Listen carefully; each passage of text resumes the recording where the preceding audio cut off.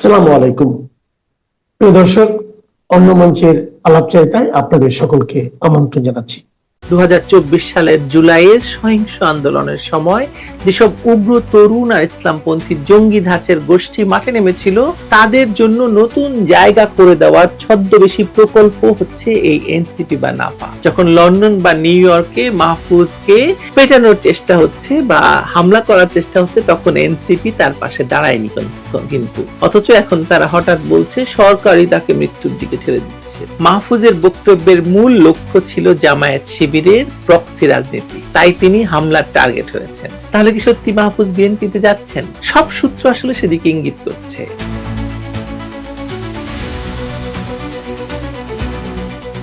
NCP বা নাপাকে জামায়াতি সংগঠন আখ্যা দিয়ে মাহফুজ কি আসলে এই এনসিপির সঙ্গ ত্যাগ করছেন, অন্য কোথাও যোগ দিচ্ছেন?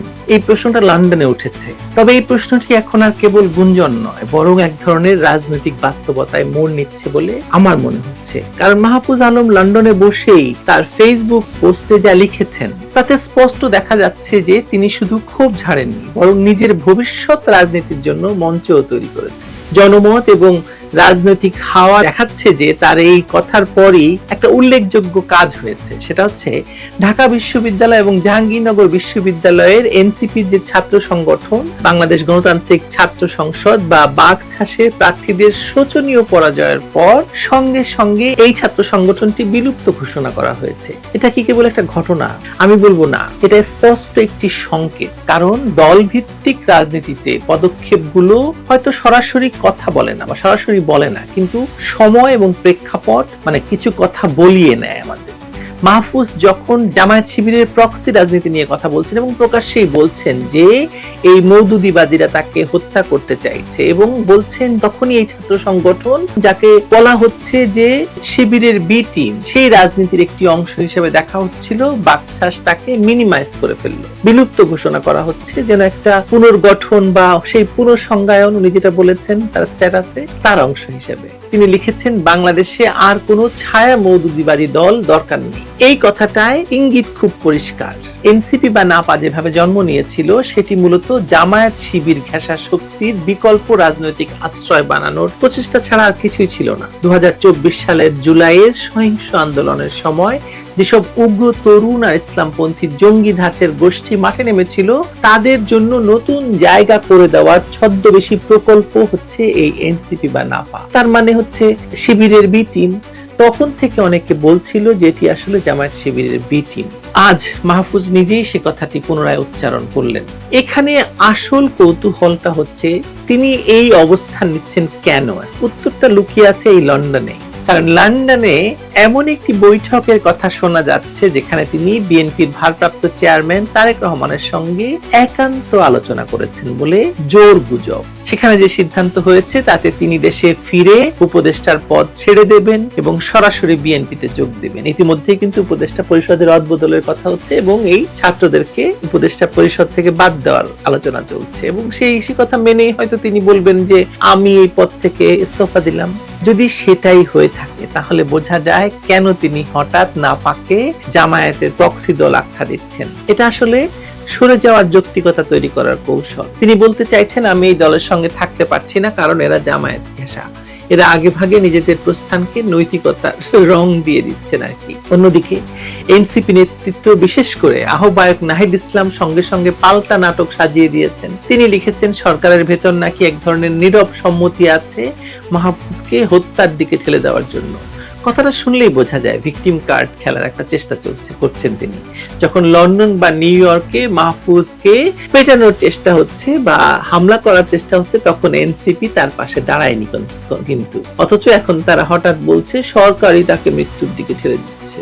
মূলত নিজেদের অস্বস্তি ঢাকতে চাইছে কথা বলে। বাস্তবতা হলো মাহফুজের বক্তব্যের মূল লক্ষ্য ছিল জামায়াত শিবিরের প্রক্সি রাজনীতি, তাই তিনি হামলার টার্গেট হয়েছেন। তাই এনসিপি অস্বস্তিতে পড়েছে, কিন্তু এটি তাকে বিএনপির দিকেও নিয়ে যাচ্ছে। কারণ বিএনপির জন্য এখন খুব দরকার এমন কিছু মুখ যারা জামায়াতকে সরাসরি আক্রমণ করবে এবং আবারও মধ্যপন্থী ইমেজ তৈরি করবে। মানে মাহফুজ হচ্ছে সেই ব্যক্তিটি হতে পারে এই মুহূর্তে, কারণ মাহফুজকে দিয়ে যদি জামায়াতকে ডিনাউন্স করা যায়, এর চেয়ে বড় খেলা তো আর হতে পারে না রাজনীতির। এবং লন্ডনে থেকেই কার সাথে বৈঠকের পর হঠাৎ করে আবার মাহফুজ এই বক্তব্য রাখলেন মওদুদবাদ বিরোধী, সেটা বুঝতে কি আপনার খুব কষ্ট হচ্ছে? আমার কিন্তু খুব বেশি কষ্ট হচ্ছে না। মাহফুজের আন্তর্জাতিক যোগাযোগ, বিশেষ করে লন্ডন এবং নিউ ইয়র্কে তার নেটওয়ার্ক বিএনপির সম্পদ হবে নিশ্চিতভাবেই, আর বিএনপি তাকে ব্যবহার করতে পারবে প্রমাণ করার জন্য যে তারা জামায়াতের উপর নির্ভর করছে না। এখানে এনসিপির অবশ্যই একটা দুর্বলতা আছে। তাদের সবচেয়ে প্রচার মুখ মানে উপদেষ্টা সরে গেলে তারা আর নিজেদের জামায়াতি ত্যাগ থেকে মুক্ত করতে পারবে না, বরং জনগণের কাছে পরিষ্কার হয়ে যাবে তারা আসলে জামায়াতের প্রক্সি বা বি টিম। বিএনপি লাভবান হবে, এনসিপি হারবে। তাহলে কি সত্যি মাহফুজ বিএনপিতে যাচ্ছেন? সব সূত্র আসলে সেদিকে ইঙ্গিত করছে। নাপাকে জামায়াতি সংগঠন আখ্যা দিয়ে তিনি আসলে নিজের বেরিয়ে যাওয়ার পথ মসৃণ করে ফেলেছেন। বাংলাদেশের রাজনীতিতে এমন নাটকীয় বা নতুন কিছু নয়, কিন্তু এই ঘটনায় আরেকবার প্রমাণ হলো এখানে দলের চেয়ে ব্যক্তির অবস্থান খুব বেশি গুরুত্বপূর্ণ। মাহফুজের সিদ্ধান্ত যদি বিএনপির দিকে যায়, তাহলে এনসিপির রাজনৈতিক ভবিষ্যৎ কার্যত শেষ হয়ে গেল। আর বিএনপি পাবে এক নতুন মুখ, যে একদিকে জামায়াত বিরোধী অবস্থান নেবে, আবার অন্যদিকে আন্তর্জাতিক মহলে তাদের কণ্ঠস্বর জোরদার করবে। কারণ ইতিমধ্যে তো তাকে মেটিকুলাস ডিজাইনের মাস্টার মাইন্ড হিসেবে পরিচয় করিয়ে দিয়েছেন ডক্টর ইউনূস আন্তর্জাতিক মহলের কাছে। এখন হয়তো ঘোষণা আসেনি, কিন্তু দৃশ্যপট বলছে মাহফুজ আলম শিগগিরই নাপার সঙ্গে সম্পর্ক ছিন্ন করে বিএনপির রাজনীতিতে প্রবেশ করবেন। আর এনসিপি কে তিনি যে জামায়াতের অঙ্গ সংগঠন আখ্যা দিলেন, সেটাই তার সরে যাওয়ার সবচেয়ে কার্যকরী যুক্তি হয়ে উঠবে। খেলা জমছে, ভাল লাগছে, কিন্তু আমার খুব ভাল লাগছে। কি খবর ডক্টর ইউনূস স্যার, ভালো আছেন আপনি? শুনলাম যমুনায় নাকি আপনি ঠিক মতো ঘুমাইতে পারছেন না, আপনার নাকি প্রতিনিয়ত রাত বিরাতে ঘুম ভেঙে যায়, ঘটনা কি স্যার? স্যার আপনি তো আন্তর্জাতিক খেলোয়াড় স্যার। স্যার মার্কিন ডিপ স্টেট, ওপেন সোসাইটি, মার্কিন চার্জ দ্য অ্যাফেয়ার্স আপনাকে ঘুমের ওষুধ দেয় না স্যার। আপনি না ঘুমালে বাংলাদেশ কিভাবে জেগে উঠবে স্যার? স্যার আপনি যদি না ঘুমাইতে পারেন, তবে বাংলাদেশের তথাকথিত জেনজি প্রজন্ম, বাংলাদেশের তথাকথিত সমন্বয়করা এবং জামায়াত ইসলাম ও বিএনপির কি হবে স্যার? স্যার আপনার কেন ঘুম আসে না স্যার? প্লিজ স্যার আপনি ঘুমানোর চেষ্টা করেন স্যার। প্রয়োজনে আপনি পাকিস্তান থেকে ঘুমের মেডিসিন নিয়ে আসেন স্যার। এভাবে হয় স্যার? এই যে এত বয়স হয়ে গেছে আপনার, আপনি যদি ঘুমাতে না পারেন আপনি তো অসুস্থ হয়ে যাবেন স্যার। আপনি অসুস্থ হলে এই বাঙালিকে আলোর দিশা কে দেখাবে স্যার? স্যার আপনি অসুস্থ হয়েন না স্যার, প্লিজ স্যার আপনি ওষুধ খান স্যার। আমাদের শান্তির পায়রা, আমাদের শান্তির অগ্রদূত, আমাদের শান্তির মহারাজা ডক্টর সুৎখুর ইউনূস, তিনি ইদানিং ঘুমাইতে পারছেন না।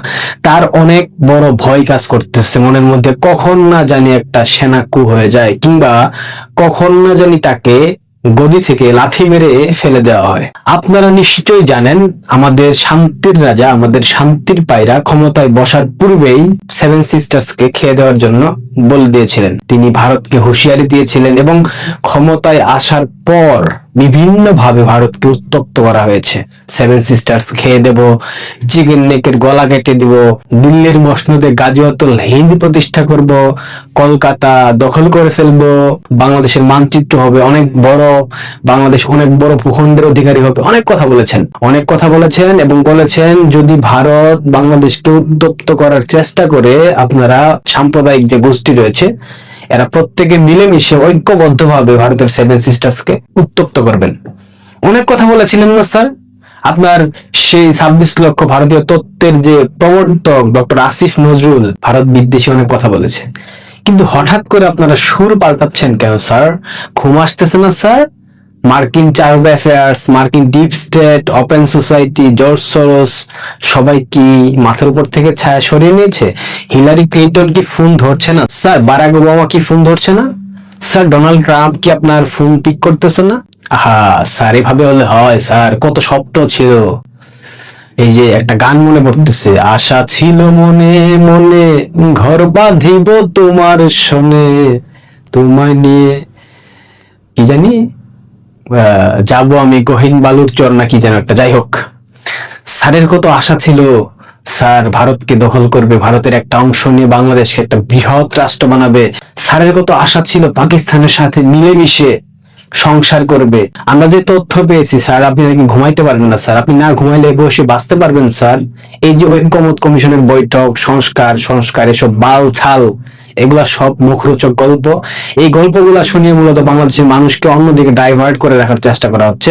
আপনারা অনেকে আমার চ্যানেল দেখেন বাট সাবস্ক্রাইব করেন না, দয়া করে আপনারা আমাকে সাবস্ক্রাইব করে দিবেন। আমাদের শান্তির পায়রা ডক্টর ইউনূস ভারতের সাথে বিভিন্ন মারফতে যোগাযোগ করার চেষ্টা করছেন, কিন্তু ভারতবর্ষ তাকে পাত্তা দিচ্ছে না, এবং বাংলাদেশ অন্তর্বর্তীকালীন সরকারের একাধিক উপদেষ্টা ভারতের কাছে সেফ এক্সিট চাচ্ছেন। হয়তো অনেকেই অনেক মাধ্যমে কথাগুলো শুনে গেছেন। তরুণ ঘোষ দাদা তিনিও বলেছেন তার ভিডিওতে, নাহিদ রেইন্স ভাই তিনিও বলেছেন। বাট আমিও যে তথ্য পেলাম, আমার মনে হলো আমার জায়গা থেকে আমার যে দর্শক রয়েছে তাদেরকে আমার জানানো উচিত বলে আমি মনে করছি। সেই অভিপ্রায় থেকে মূলত কথাগুলো বলা। ডক্টর ইউনূসের মাথার উপর থেকে ছায়া সরিয়ে ফেলেছে মার্কিন ডিপ স্টেট, অর্থাৎ মার্কিন যুক্তরাষ্ট্র ডক্টর ইউনূসকে এই মুহূর্তে অচল মাল হিসেবে ময়লার ভাগাড়ে বিবেচনা করছে, অর্থাৎ যে কোনো সময় লাথি মেরে ডাস্টবিনে ফেলে দেবে ডক্টর মোহাম্মদ ইউনূসকে। কারণ মার্কিন ডিপ স্টেট কিংবা মার্কিন যুক্তরাষ্ট্রের যে এজেন্ডা গুলা ছিল, যে স্বপ্ন ছিল দক্ষিণ এশিয়া কেন্দ্রিক, সেই স্বপ্ন আপাতত বাস্তবায়ন করা সম্ভব হচ্ছে না। কারণ ত্রিদেশীয় যে মিলন মেলা আপনারা দেখেছেন, ভারত, চীন এবং রাশিয়া, এই মিলন মেলাকে মার্কিন যুক্তরাষ্ট্র একটা থ্রেট হিসেবে নিয়েছে, বিশেষ করে ইকোনমিক্যাল থ্রেট বলা চলে এটাকে। কারণ এই অঞ্চলে মার্কিন আধিপত্যবাদ যতটুকু অবশিষ্ট আছে, যদি এই তিন দেশের মধ্যে ঐক্য হয়ে যায়, সেই ক্ষেত্রে এই বাকি অংশটুকু মার্কিন যুক্তরাষ্ট্রের হাতে নিয়ন্ত্রিত থাকবে না। অর্থাৎ যদি চীন, রাশিয়া এবং ভারতের ঐক্য হয় এবং বাংলাদেশ থেকে ডক্টর ইউনূসকে লাথি মেরে এই তিন দেশ ফেলে দেয়, সেই ক্ষেত্রে বাংলাদেশ, ভারত, পাকিস্তান, দুঃখিত পাকিস্তানের কথা বলাটা ভুল, বাংলাদেশ, ভারত, শ্রীলঙ্কা, নেপাল, ভুটান, এই প্রত্যেকটা দেশ এই তিন দেশের সাথে জোট করবে। কারণ এই অঞ্চলে যদি আপনি টিকে থাকতে চান, বেঁচে থাকতে চান, আপনার অর্থনীতিকে বাঁচিয়ে রাখতে চান, সেই ক্ষেত্রে এই তিন দেশের বিকল্প কোনো পথ অন্য কোনো দেশের মধ্যে নাই। ব্যাপারটা পুরোপুরি ভৌগোলিক।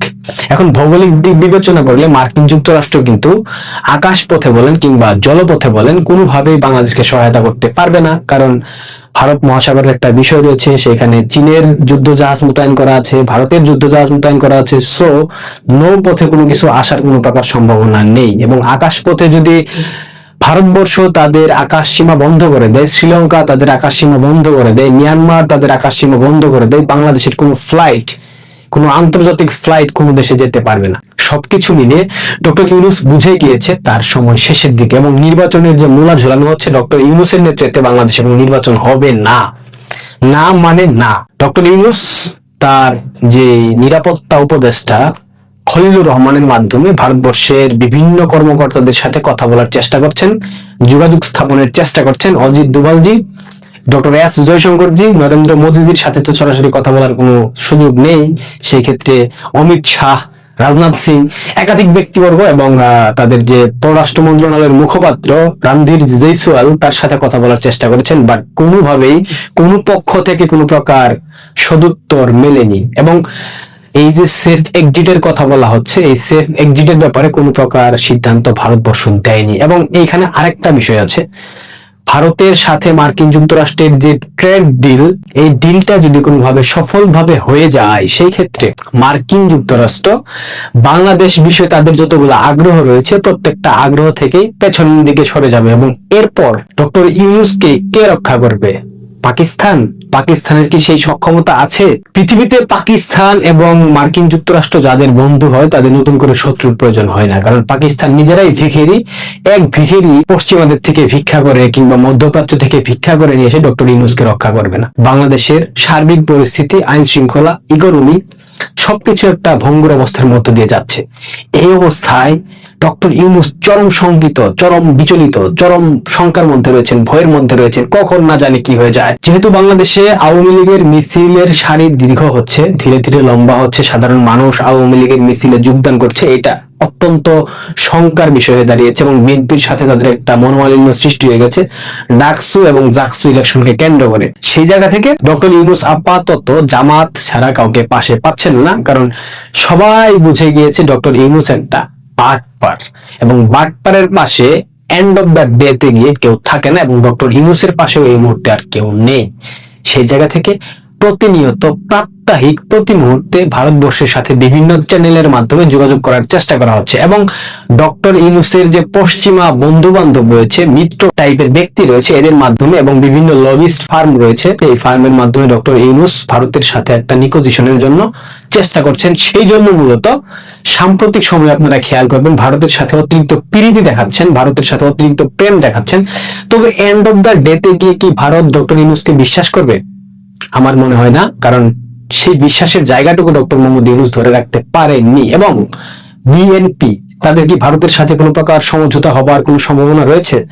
আমার মনে হয় নাই, কারণ তারা আমির মোহাম্মদ খসরু এবং আরো একাধিক ব্যক্তিবর্গের মাধ্যমে ভারতকে একটা ব্যালেন্সের মধ্যে আনার চেষ্টা করেছিলেন, কিন্তু পারেননি। এবং অলরেডি তারা এখন দেখি বাবরকে আবার সামনে আনতেছেন বিএনপি। জানি না বিএনপির পরিকল্পনা কি, আরো একটা 10টা অস্ত্র মামলার কাহিনী আমরা দেখতে পারবো কিনা সেটা এখন সময় বলে দেবে। তবে ডক্টর ইউনূস আপনি ঘুমাতে পারছেন না, এটা জেনে আমার খুব কষ্ট হচ্ছে। আপনি বৃদ্ধ মানুষ, আপনি মুরব্বী মানুষ, আপনি কখন না জানি আপনার কি হয়ে যায়, হার্ট অ্যাটাক করেন কিনা। অবশ্য শয়তানরা পৃথিবীতে দীর্ঘদিন বেঁচে থাকে, শয়তানরা খুব সহজে মরে না, শয়তানদের আয়ু দীর্ঘস্থায়ী হয়।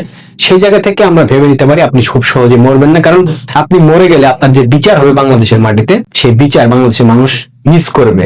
একটা দেশকে পরিকল্পিতভাবে অস্থিতিশীল করে সেই দেশের অর্থনীতি, সেই দেশের শাসন ব্যবস্থা সব কাঠামোকে ভেঙে ফেলার যে দৃষ্টান্ত আপনি স্থাপন করেছেন, প্রত্যেকটা কারণে আপনাকে বিচারের সম্মুখীন হইতে হবে এবং বাংলাদেশের আইন অনুযায়ী আপনার সর্বোচ্চ বিচার কার্য পরিচালনা করা হবে এবং সেটা বাংলাদেশ আওয়ামী লীগই করে দেখাবে। যদি ভেবে থাকেন স্যার এখনো আপনার বাঁচার কোনো পথ আছে স্যার, প্লিজ আপনি আপনার পথটা খুঁজে নিয়ে চলে যান। অন্যথায় বাংলাদেশের মানুষ যেমন ভাবে রেভলিউশন ঘটিয়ে আপনাকে ক্ষমতায় বসিয়েছিল, ঠিক একই ভাবে যদি আপনাকে লাথি মেরে বঙ্গোপসাগরে ফেলে দেয়, আপনাকে কেউ বাঁচাতে আসবে না, কারণ আপনার প্রভু মার্কিন যুক্তরাষ্ট্র আপনার উপর থেকে ছায়া সরিয়ে নিয়েছে। প্রিয় দর্শক, ভালো থাকবেন, সুস্থ থাকবেন। ডক্টর ইউনূসের সময় শেষ, এটা মোটামুটি অনেকটাই নিশ্চিত। ধন্যবাদ।